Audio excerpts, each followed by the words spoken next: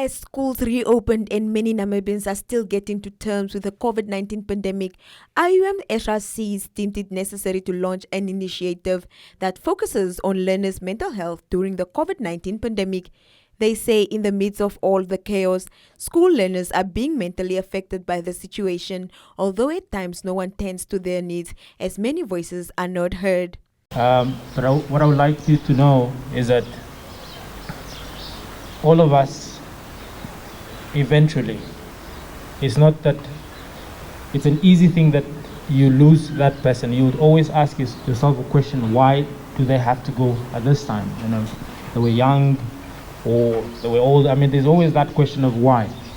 Okay, sometimes we can't answer the question why, but I believe that we all have to look up to God so that, you know, He understands better. Okay, I know that as for the students, you're very young and you don't understand death, but eventually as you grow up, you would understand, okay, that at some point in life, something might affect somebody's health, and that particular person might fight it and might end up not fighting it maybe well or something like that, and then, you know, they leave. Okay, but I want you all as students, the ones that are sitting here this morning, it's not God's plan to take away your mom or your dad or your brother or your sister away from you. Okay, I want you to understand that. And what I want you to avoid is isolation. Okay, you have a very beautiful mom here. Okay, so if you feel that you are sad, that you are angry, okay, that you are asking why, please just go to her. She will comfort you, she will speak to you, she will make sure that, you know, you don't get into isolation. Now, in isolation, I mean that when you begin to be by yourself, okay, you are angry that why did mom had to die, why did dad had to die, why did my brother had to die, he was so young or she was so young, why? Now, for you to be comforted, okay, for you to, you know, pass through that stage of what we call bereavement, because you have been deprived of being able to be with that person for a long time, is that just, you know, make your way to your mom. Okay, guys? The school's principal said that this is a very good initiative at this time, as many are losing their loved ones almost each day, and kids are affected too by losing their parents or siblings, and they do not have many people to comfort them due to the social distancing. One of our colleagues, Mr. Lysius Mugunda, was the only educator at our school who also passed away on the 16th of June due to COVID. It's a COVID-related death. So having you today here with this idea and thoughts, we are consoled, and it's comforting for us having you here today. Mental health of children, actually, it's not put under a magnifying glass. I just said something I want to say, that as we resume with our classes, I want to share my thoughts as a principal, what we have experienced.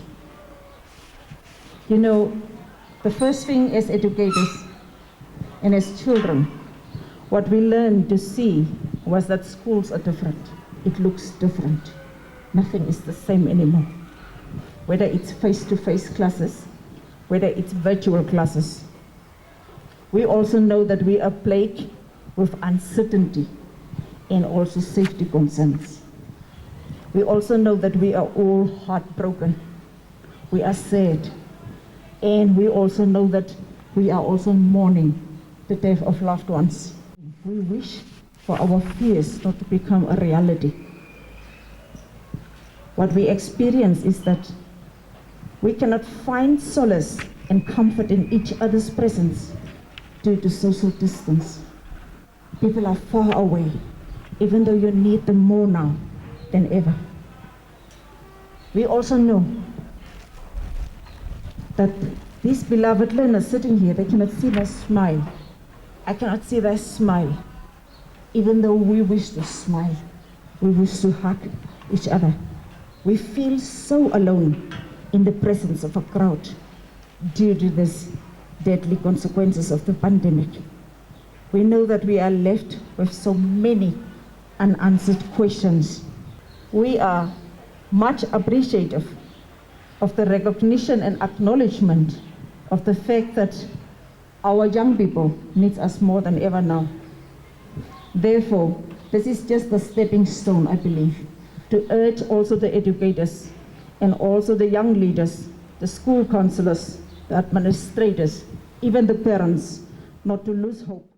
The IUM HRC president said that many children have lost their parents, which is leading to mental health issues and disrupting of their lives. So this virus is very serious and has caused a big impact in many Namibian lives. Many people lost their loved ones, children, and many young Namibians have lost their parents and guidance as a result of causing traumas and frustration to their lives, to the lives of these children.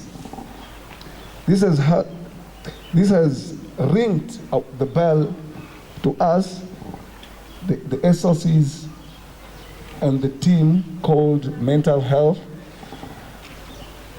for us to decide to extend our hands to reach out to some of the needy students where we can, possibly.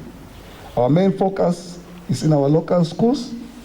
As it happens, the most of the learners in our local schools have lost their teachers, also their parents and guidance at home. One could imagine the trauma, stress, fear, and frustration this might lead them.